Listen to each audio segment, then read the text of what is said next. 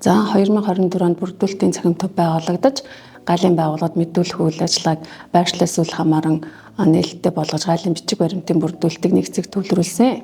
Үүнтэй холбоотойгоор өнгөрсөн оны 5 сард гаалийн зуршлагчийн үйл ажиллагаанд хяналт тавих журмыг шинжилэн найруулж төсөл санал авч хилцүүлэхээр гаалийн зуршлагчдын холбоо болон гаалийн зуршлагч байгууллагуудтай хамтарсан уулзалтыг зохион байгуулан ажиллаж байсан. За 2025 онд бид авилгалтай тэмцэх газартай хамтран гаалийн зуршлагч байгууллага гаалийн бүртгэгдсэн мэргэжилтийн үйл ажиллагаанд үйлч болцсошгүй авилга ашиг сонирхлын эслээс зурчлан сэргийлэх чиглэлээр мэргэжлийн холбооттой хамтран ажиллах төлөвлөгөөг батлан ажиллаж байна.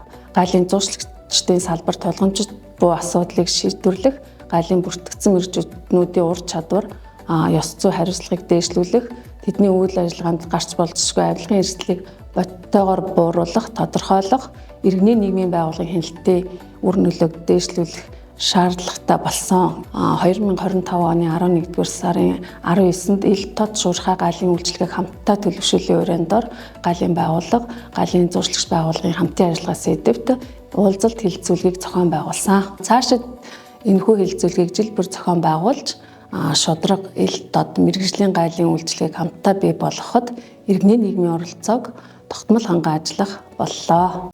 Гаалийн ерөнхий газар